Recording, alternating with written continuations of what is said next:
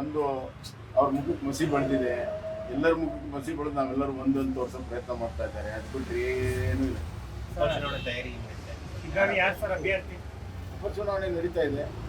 ನಮ್ಮ ಪಕ್ಷಕ್ಕೆ ಒಂದು ಟೀಮ್ ಮಾಡಿದ್ದೀವಿ, ಎಲ್ಲ ಹೋಗ್ತಾ ಇದ್ದಾರೆ. ಕಾರ್ಯಕಾರಿ ಸಮಿತಿ, ಜಿಲ್ಲಾ ಕಾರ್ಯಕಾರಿ ಸಮಿತಿ ಆಗ್ತದೆ. ತದನಂತರ ನಮ್ಮ ಕ್ಷೇತ್ರ ಸದಾ ಸಿದ್ಧಿದ್ದೇವೆ. ಅಭ್ಯರ್ಥಿ ಆಯ್ಕೆಗಳ ಪ್ರಕ್ರಿಯೆ ಇನ್ನೂ ಪ್ರಾರಂಭ ಆಗಿಲ್ಲ. ಪಕ್ಷದಲ್ಲಿ ಸರ್ವೆ ಮಾಡಿ ಅಭಿಪ್ರಾಯಗಳನ್ನು ಕೇಳಿ ಅಲ್ಲಿಂದ ಏನು ಹೆಸರು ಬರ್ತವೋ ರಾಜ್ಯ ರಿಪೋರ್ಟ್ ಸಮಿತಿಯಲ್ಲಿ ಇಟ್ಟು ಅನುಮೋದನೆ ಮಾಡಿ ಕೇಂದ್ರ ಪಾರ್ಲಿಮೆಂಟ್ ರಿಪೋರ್ಟ್ ಮಾಡುವಂಥದ್ದು ಒಂದು ವ್ಯವಸ್ಥೆ ಇದೆ. ನಮ್ಮ ಪುತ್ರ ಕೂಡ ಕ್ಷೇತ್ರದಲ್ಲಿ ಆಕ್ಟಿವ್ ಆಗಿದ್ದಾರೆ. ನಮ್ಮ ಪುತ್ರ ಕೂಡ ಕ್ಷೇತ್ರದಲ್ಲಿ ಆಕ್ಟಿವ್ ಆಗಿದ್ದಾರೆ. ಎಲ್ಲಿಂದ ತೋರಿಸ್ಕೊಡಿ. ಕಾನ್ಸ್ಟಿಟ್ಯೂನ್ಸಿಯಲ್ಲಿ ನೀವು ಹೇಳಿದ ತಕ್ಷಣ ಬರ್ತೀರ. ಒಬ್ಬ ಒಂದು ಸತಿ ಹೋಗಿದ್ದಾರೆ. ಸುಳ್ಳು ಹೇಳ್ಬೇಡಿ. ನನ್ಗಂತೂ ಇವ್ರಿಗೆ ಯಾರು ಬಂದು ಹೇಳಿಲ್ಲಪ್ಪ. ನನ್ನ ಟಿಕೆಟ್ ನಾನು ಮೇಲ್ನವ್ರು ಕೊಟ್ಟರು. ಅವಾಗ ನಾನು ಎಲ್ಲಾದರೂ ಹೋಗಿ ಎಲ್ಲಾದರೂ ಏನು ಮಾಡಿದ್ವಿ. ಕ್ಷೇತ್ರದಲ್ಲಿ ಯಾರಾಗಬೇಕನ್ನೋಂಥದ್ದನ್ನು ಭಾಳ ಮುಖ್ಯವಾಗಿದೆ. ಜನರ ಅಭಿಪ್ರಾಯ ಏನಿದೆ ಅದಕ್ಕೆ ಮನ್ನಣೆ ಕೊಡ್ತೀವಿ. ಅದನ್ನು ಗೆಲ್ಲಬೇಕು ಕಂಟಿನ್ಯೂ. ಅದರಿಂದ ಯಾವುದೇ ಒಬ್ಬರನ್ನ ಮನಸ್ಸಲ್ಲಿ ಇಟ್ಕೊಂಡು ನಾನು ಎಂದೂ ಕೆಲಸ ಮಾಡಿಲ್ಲ, ಮಾಡೋದಿಲ್ಲ. ಈ ಸಲ ಸರ್ಕಾರ ಬಗ್ಗೆ ನಾವು ಚರ್ಚೆ ಆಗ್ತಿದ್ದೆ ಹೈಕಮಾಂಡ್ ಲೆವೆಲಲ್ಲಿ ಮತ್ತೆ ವಾಪಸ್ ನನಗೆ ಮಾಹಿತಿ ಇಲ್ಲ. ಹಾಗೆ ಪರಿಷತ್ ವಿಪಕ್ಷ ನಾಯಕ ಆಯ್ಕೆ ಕೂಡ ಆಗಲಿಲ್ಲ ಇನ್ನು. ಅದೆಲ್ಲ ಮಾಡ್ತಿದ್ದಾರೆ. ನಮ್ಮ ರಾಜ್ಯ ಅಧ್ಯಕ್ಷರು ಎಲ್ಲ ಮೊನ್ನೆ ಕೋರ್ ಕಮಿಟಿಯಲ್ಲೆಲ್ಲ ಮಾತಾಡಿದ್ದಾರೆ. ಶೀಘ್ರದಲ್ಲಿ ಆಗ ಸಮರ್ಥರು ಜಾಸ್ತಿ ಇರ್ತಾರೆ. ಹಿಂಗಾಗಿ ಜಾತಿ ಸಮೀಕರಣ ಸಂಕಷ್ಟ ಆಗಿದೆ ಸರ್.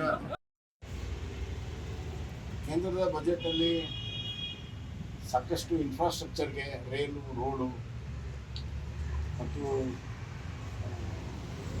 ಸ್ಮಾರ್ಟ್ ಸಿಟಿ ಎಲ್ಲ ಯೋಜನೆಗಳಿಗೆ ಹೆಚ್ಚಿನ ಹಣ ಬರುವಂಥ ನಿರೀಕ್ಷೆ ಇದೆ. ಮತ್ತು ಕೃಷಿ ವಲಯದಲ್ಲಿ ಹೆಚ್ಚಿನ ಒಂದು ಅನುದಾನ ಲಭ್ಯ ಆಗುವಂಥ ಒಂದು ನಿರೀಕ್ಷೆ ಕೇಂದ್ರದಲ್ಲಿ. ಪಾಪ MLA ಪರಿಸ್ಥಿತಿ ಏನಾಗಿದೆ ಅಂತ ಆ ಕಡೆ ಜನರ ಹತ್ರ ಹೋಗೋದಿಲ್ಲ. ಜನ ಏನು ಕೆಲಸ ಮಾಡಿದ್ದೀರಿ ಅಂತ ಕೇಳ್ತಾರೆ.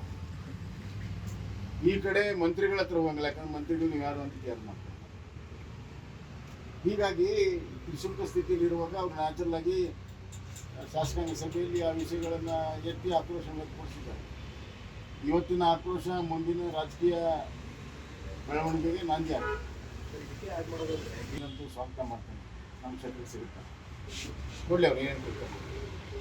ತುಂಬ ಅನುಪಸ್ಥಿತಿ ಎತ್ಕೊಳ್ತಾ ಇದೆ ಸರ್ ಈ ಬಾರಿ ಅಧಿವೇಶನ. ಯಾಕಂದರೆ ಅಶೋಕ್ ಅವರು ಇರ್ಬೋದು, ವಿಜೇಂದ್ರ ಅವರು ನೀವು ಕೂಡ ಮಿಸ್ ಮಾಡ್ಕೊಳ್ತಾ ಇದ್ದೀರಾ ಈಗ. 21 ಅಕ್ರಮಗಳ ಪಟ್ಟಿ ಓದಿರಲ್ಲ, ಸಡನ್ ಆಗಿ ಕೌಂಟರ್ ಕೊಡೋದಕ್ಕೆ ಕೌಂಟರ್ ಕೊಡೋದೇ ಧರಣಿ ಧಿಕ್ಕಾರ ಯಾವ್ದು ಹೊಸದಿದೆ ನೀವು ಹೇಳಿ ಸರ್. ಅದು ಹುಡುಕಿ ಅದಲ್ಲ, ಅವರು ಅಲ್ಲಿ ಯಾರ್ಯಾರು ಇದ್ದಾರೆ ಅವ್ರು ಟಾರ್ಗೆಟ್ ಮಾಡಿದ್ದಾರೆ. ಈಗ ಹೋಗಿ ಅದ್ಯಾವುದು ಪರಶುರಾಮ್ ಒಂದಿದ್ದು, ಸುನೀಲ್ ಮಾತಾಡ್ತಾನಂತ ಅಶ್ವಥ್ ನಾರಾಯಣ್ ಮಾತಾಡ್ತಾನೆ ಅಂತೇಳಿ KNX ಅವರು ಟಾರ್ಗೆಟ್ ಮಾಡಿ ಬಾಯಿ ಮುಚ್ಚೋ ಪ್ರಯತ್ನ ಮಾಡ್ತಾ ಇದ್ದಾರೆ. ಇನ್ನೂ ಜಾಸ್ತಿ ಆಗುತ್ತೆ. ಬಗ್ಬಡಿತೀವಿ ಅಂತ ಹೇಳಿದ್ದಾರೆ ಸರ್. ಯಾರು ಇದ್ದಾರೆ ಅವ್ರನ್ನ ತಪ್ಪಿದಷ್ಟು ಜೈಲಿಗೆ ಹಾಕ್ತೀವಿ. ಏನು ಪ್ರವೋಕ್ ಮಾಡೋ ಅವಶ್ಯಕತೆ ಇಲ್ಲ. ಯಾರನ್ನೂ ಯಾರು ಬಗ್ಬಡಕ್ಕೆ ಸಾಧ್ಯ ಇಲ್ಲ. ನೀನು CM ಹೇಳಿದ್ರಲ್ಲ, ಅಲ್ಲಿ ಬಗ್ಬಡಿತೀವಿ ಅಂದ್ರು ನಾವೇನು ಬೆದರಿಸ್ತಾ ಇಲ್ಲ ಅಂತಾರೆ. ಎದುರು ಯಾರು ಸತ್ಯ ದೊಡ್ಡ ಪ್ರಮಾಣದಲ್ಲಿ ಆದರೂ ಕೂಡ ಶನಿವಾರ ರವಿವಾರ ಅವ್ರು ಹೋಗ್ಬೋದಾಗಿತ್ತು. ಇವತ್ತು ನಮ್ಮೆಲ್ಲರ ವಿರೋಧ ಪಕ್ಷದ ನಾಯಕರು, ಶಾಸಕರು ಮತ್ತು ಕೇಂದ್ರ ಸಚಿವ ಕುಮಾರಸ್ವಾಮಿ ಅವರು ಹೋದ ಮೇಲೆ ಹೋಗುವಂಥದ್ದು ಅವರು ಜನರ ಹಿತವನ್ನು ಕಾಪಾಡಲು ವೈಫಲ್ಯವಾಗಿರುವಂಥದ್ದು ಭಾಳ ಸ್ಪಷ್ಟವಾಗಿದೆ. ಮತ್ತು ಕೊಟ್ಟಿರೋದೇನು 700 ಕೋಟಿ ರೂಪಾಯಿ ಕೇಂದ್ರ ಅನುದಾನ. DK ಶಿವಕುಮಾರ್ ಅವರು ಜನರನ್ನು ಯಾಮಾರಿಸೋ ಪ್ರಯತ್ನ ನಿರಂತರದಲ್ಲಿ ಇರ್ತಾರೆ. ಆದರೆ ಜನಕ್ಕೆ ಗೊತ್ತಾಗಿದೆ. ಬರಗಾಲ ಬಂದಾಗಲೂ ಕೂಡ ರಾಜ್ಯದಿಂದ 1 ನಯ ಪೈಸೆ ಬಿಡುಗಡೆ ಮಾಡಿದ್ರೆ ಇದು 1 ನಯ ಪೈಸೆ ಬಿಡುಗಡೆ. ಇಷ್ಟು ದೊಡ್ಡ ಪ್ರಮಾಣದಲ್ಲಿ ಆದರೂ ಕೂಡ ಶನಿವಾರ ರವಿವಾರ ಅವ್ರು ಹೋಗ್ಬೋದಾಗಿತ್ತು. ಇವತ್ತು ನಮ್ಮೆಲ್ಲರ ವಿರೋಧ ಪಕ್ಷದ ನಾಯಕರು, ಶಾಸಕರು ಮತ್ತು ಕೇಂದ್ರ ಸಚಿವ ಕುಮಾರಸ್ವಾಮಿ ಅವರು ಹೋದ ಮೇಲೆ ಹೋಗುವಂಥದ್ದು ಅವರು ಜನರ ಹಿತವನ್ನು ಕಾಪಾಡಲು ವೈಫಲ್ಯವಾಗಿರುವಂಥದ್ದು ಭಾಳ ಸ್ಪಷ್ಟ. ಸರ್ ಅವರು ಭೇಟಿ ಕೊಟ್ಬಿಟ್ರೆ ಸಾಕು. ಮತ್ತು ಕೊಟ್ಟಿರೋದೇನು 700 ಕೋಟಿ ರೂಪಾಯಿ ಕೇಂದ್ರ ಅನುದಾನ. ಡಿ ಕೆ ಶಿವಕುಮಾರ್ ಅವರು ಜನರನ್ನು ಯಾಮಾರಿಸೋ ಪ್ರಯತ್ನ ನಿರಂತರದಲ್ಲಿ ಇರ್ತಾರೆ. ಆದರೆ ಜನಕ್ಕೆ ಗೊತ್ತಾಗಿದೆ, ಬರಗಾಲ ಬಂದಾಗಲೂ ಕೂಡ ರಾಜ್ಯದಿಂದ 1% ಬಿಡುಗಡೆ ಮಾಡಿದ್ರೆ ಇದು 1% ಬಿಡುಗಡೆ. ಇಷ್ಟು ದೊಡ್ಡ ಪ್ರಮಾಣದಲ್ಲಿ ಆದರೂ ಕೂಡ ಶನಿವಾರ ರವಿವಾರ ಅವ್ರು ಹೋಗ್ಬೋದಾಗಿತ್ತು. ಇವತ್ತು ನಮ್ಮೆಲ್ಲರ ವಿರೋಧ ಪಕ್ಷದ ನಾಯಕರು, ಶಾಸಕರು ಮತ್ತು ಕೇಂದ್ರ ಸಚಿವ ಕುಮಾರಸ್ವಾಮಿ ಅವರು ಹೋದ ಮೇಲೆ ಹೋಗುವಂಥದ್ದು ಅವರು ಜನರ ಹಿತವನ್ನು ಕಾಪಾಡಲು ವೈಫಲ್ಯವಾಗಿರುವಂಥದ್ದು ಭಾಳ ಸ್ಪಷ್ಟ. ಸರ್ ಅವರು ಭೇಟಿ ಕೊಟ್ಬಿಟ್ರೆ ಸಾಕು. ಮತ್ತು ಕೊಟ್ಟಿರೋದೇನು 700 ಕೋಟಿ ರೂಪಾಯಿ ಕೇಂದ್ರ ಅನುದಾನ. ಡಿ ಕೆ ಶಿವಕುಮಾರ್ ಅವರು ಜನರನ್ನು ಯಾಮಾರಿಸೋ ಪ್ರಯತ್ನ ನಿರಂತರದಲ್ಲಿ ಇರ್ತಾರೆ. ಆದರೆ ಜನಕ್ಕೆ ಗೊತ್ತಾಗಿದೆ, ಬರಗಾಲ ಬಂದಾಗಲೂ ಕೂಡ ರಾಜ್ಯದಿಂದ 1% ಬಿಡುಗಡೆ ಮಾಡಿದ್ರೆ ಇದು 1% ಬಿಡುಗಡೆ. ಕೇಂದ್ರದ ಬಜೆಟ್ನಲ್ಲಿ ಸಾಕಷ್ಟು ಇನ್ಫ್ರಾಸ್ಟ್ರಕ್ಚರ್ಗೆ, ರೈಲು, ರೋಡು ಮತ್ತು ಸ್ಮಾರ್ಟ್ ಸಿಟಿ ಎಲ್ಲ ಯೋಜನೆಗಳಿಗೆ ಹೆಚ್ಚಿನ ಹಣ ಬರುವಂಥ ನಿರೀಕ್ಷೆ ಇದೆ.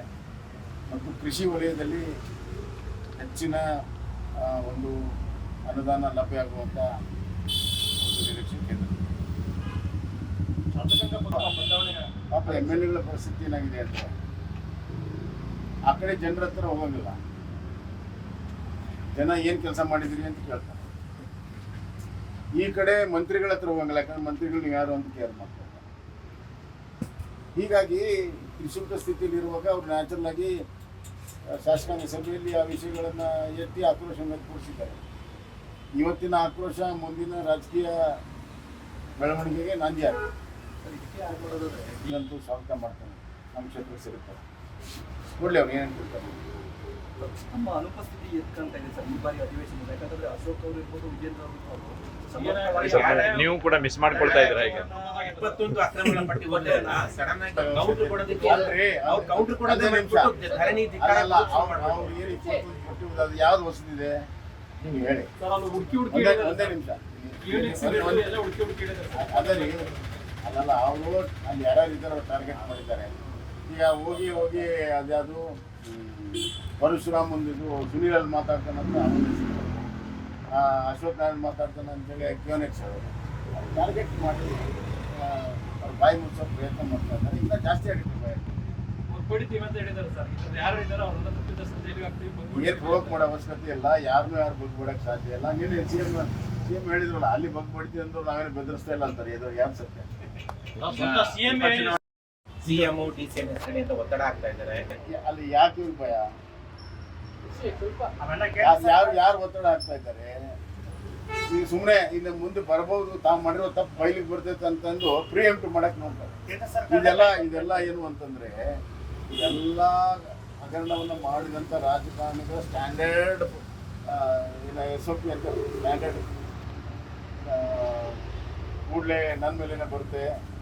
ಇದಕ್ಕೂ ಕೂಡ ಹಲವಾರು ಕಾಂಗ್ರೆಸ್ ಮಂತ್ರಿಗಳು ಆಯ್ತು ನಮ್ಮ ಮನೆ IT ರೇಡ್ ಆಗುತ್ತೆ ಅಂತಿದ್ರು. ಅವರೇ ನಮ್ಮನೆ IT ರೇಡ್ ಆಗುತ್ತೆ, ಅಲ್ಲಿ ಯಾವುದೋ ಆಫೀಸರು ಅಥವಾ ಕಾಂಟ್ರಾಕ್ಟರ್ ಮನೆ ರೇಡ್ ಆದರೆ ನೆಕ್ಸ್ಟ್ ನಮ್ಮನೆ IT ರೇಡ್ ಆಗುತ್ತೆ ಅಂತ.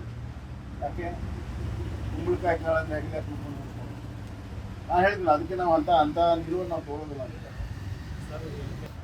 ಈಗ ಅವ್ರಿಗೆಲ್ಲ ಯಾರು ಬ್ರಹ್ಮ, ಈ ಕರಪ್ಷನ್ ಬ್ರಹ್ಮ ಯಾರು ಅನ್ನೋದು ಈ ಜಗತ್ತಿಗೆ ಗೊತ್ತಾಗಿದೆ. ಇನ್ನು ಹಲವಾರು ಹಗರಣಗಳಿದ್ದಾವೆ, ಎಲ್ಲ ಹೊರಗಡೆ ಬರ್ತದೆ. ಅವ್ರು ತನಿಖೆ ಕೊಟ್ಟಿದ್ದೇವೆ, ಈ ಲೋಕಾಯುಕ್ತ ಕೊಟ್ಟಿದ್ದೇವೆ. ಒಳ್ಳೆ ಪ್ರಶ್ನೆ ಕೇಳಿದ್ದೀನಿ. ಸುಮಾರು 40ಕ್ಕಿಂತ ಹೆಚ್ಚು ಪ್ರಕರಣಗಳು ಅವ್ರ ವಿರುದ್ಧ ಲೋಕಾಯುಕ್ತದಲ್ಲಿ ಎಂಕ್ವೈರಿಲಿದ್ದಾವೆ, ಬೇರೆ ಬೇರೆ ಹಂತದಲ್ಲಿದ್ದಾವೆ.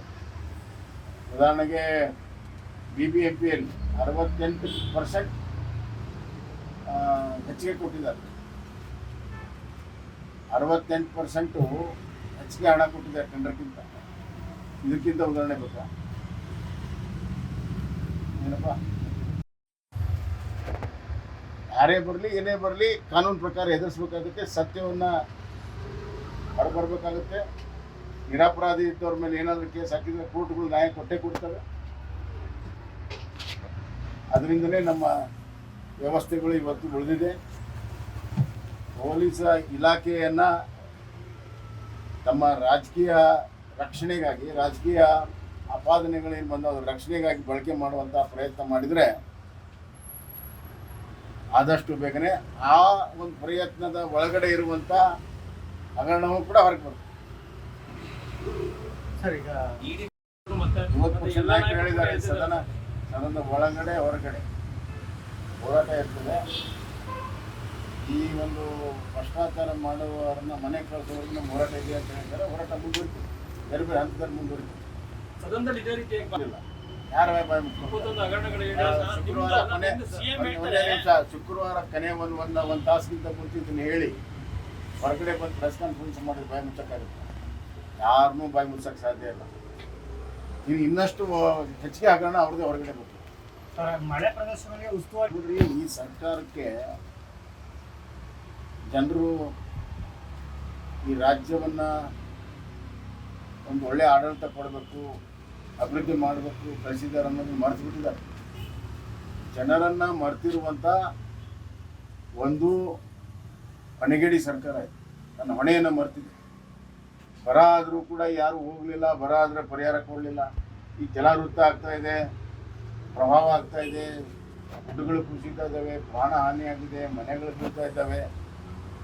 ಯಾರು ಹೋಗೋದಿಲ್ಲ, ನೋಡೋದಿಲ್ಲ. ಒಂದು ಯಾವುದೇ ರೀತಿಯ ಹಣವನ್ನು ಬಿಡುಗಡೆ ಮಾಡ್ತಾ ಇಲ್ಲ. ಸುಮ್ಮನೆ PD ಅಕೌಂಟಲ್ಲಿ ದುಡ್ಡಿದೆ ಅಂತ ಕನ್ನಡಗಿನ ಗಂಟಿ ಥರ ತೋರಿಸ್ತಾರೆ. ಇನ್ನೊಂದು ಹೇಳ್ತಾರೆ, ನಿರ್ಮಲಾ ಇದುವರೆಗೂ ಯಾರ್ಯಾರು ಏನೇನು ಮಾಡಿದ್ದಾರೆ ಅನ್ನುವಂಥದ್ದು ಅಸೆಂಬ್ಲಿಯಲ್ಲಿ ಈ ವಿಷಯ ಪ್ರಸ್ತಾಪ ಆದಾಗ ಅಲ್ಲೇ ನಿಂತು ಕೂಡಲೇ ನಾನು CID ಎಂಕ್ವೈರಿಯನ್ನು ನಾನು ಘೋಷಣೆ ಮಾಡಿ ಈಗಾಗಲೇ CID ಎಂಕ್ವೈರಿ ಮುಗಿತಾ ಬಂದಿದೆ. ಇನ್ನು ಉಳಿದಂಥ ಕೇಸುಗಳ ಬಗ್ಗೆ ಕಮಿಷನ್ ಮಾಡಿದ್ದಾರೆ, SIT ಮಾಡಿದ್ದಾರೆ. 40% ಬಗ್ಗೆ ಅವ್ರು ಮಾತಾಡೋದು ನೋಡಿದ್ರೆ ಏನು ಈಗಲೇ ಎಲ್ಲ ಸಾಕ್ಷಿ ಇದೆ ಅನ್ನೋರಂಗೆ ಅವ್ರು ವಿರೋಧ ಪಕ್ಷದಾಗಿದ್ದಾಗ ಮಾತಾಡ್ತಾ ಇದ್ರು. 1 ವರ್ಷ ಆಯಿತು ಕಮಿಷನ್ ಮಾಡಿ. ಯಾವ ಒಬ್ಬ ಅಧಿಕಾರಿಗಾಗಲಿ ಕಾಂಟ್ರಾಕ್ಟರ್ಗಾಗಲಿ ಇವತ್ತುವರೆಗೂ ಒಂದು ನೋಟಿಸ್ ಹೋಗಿಲ್ಲ. ರಾಜಕೀಯ ಪ್ರೇರಿತವಾಗಿರುವಂಥ ಕೆಲವು ಹೇಳಿಕೆಗಳ ಮೇಲೆ ರಾಜಕೀಯ ದ್ವೇಷಕ್ಕಾಗಿ ಎಂಕ್ವೈರಿ ಮಾಡಿಸೋದು, ಕಮಿಷನ್ ಮಾಡಿಸಿದ್ರೆ ಅದರ ಹಣೆ ಬರ ಇಷ್ಟೇ ಆಗುತ್ತೆ. ಒಟ್ಟಾರೆ ಅವ್ರು ಏನೇ ಎಂಕ್ವೈರಿ ಮಾಡಿದರೂ ಕೂಡ ನಾವು ಯಾವುದೇ ತಪ್ಪು ಮಾಡದೇ ಇರೋದ್ರಿಂದ ಎಲ್ಲವನ್ನು ಎದುರಿಸೋಕೆ ನಾವು ಸಿದ್ಧರಿದ್ದೇವೆ. ಮೊದಲು ಇವತ್ತಿನ ಸರ್ಕಾರದ ಮೇಲೆ ದಿನನಿತ್ಯ ಒಂದು ಅವ್ಯವಹಾರ ಬರ್ತಾ ಇದೆ. ಆ ಎಲ್ಲ ಹಗರಣಗಳಿಗೆ ಉತ್ತರ ಕೊಡ್ಬೇಕು ಅವರು. ಈಗ ಸರ್ಕಾರದಾಗದಾರ ಅವರು. ವಾಲ್ಮೀಕಿ ಒಂದೇ ಅಲ್ಲ, ಎಲ್ಲ ಇಲಾಖೆಗಳಲ್ಲಿ ಇವತ್ತು ಪ್ರವಾಸೋದ್ಯಮ ಇರ್ಬೋದು, ಎಲ್ಲ ಇಲಾಖೆಗಳಲ್ಲಿ ಇವತ್ತು ಹಗರಣಗಳು ಒಂದೊಂದೇ ಬರ್ತಾ ಇದ್ದಾವೆ. ಇನ್ಕ್ಲೂಡಿಂಗ್ ಕೋಲಾರದ ಕೋಮಲದಿಂದ ಹಿಡಿದು ಅವರು ಶಾಸಕರ ಮೇಲೆ ಎಲ್ಲ ಕಡೆ ಕಾಂಗ್ರೆಸ್ ಮತ್ತು ಕರಪ್ಷನ್ ಇವತ್ತು ಈ ದೇಶದಲ್ಲಿ ಸ್ವತಂತ್ರ ನಂತರ ಕರಪ್ಷನ್ಗೆ ಜನ್ಮ ಕೊಟ್ಟಿದ್ದೆ ಕಾಂಗ್ರೆಸ್.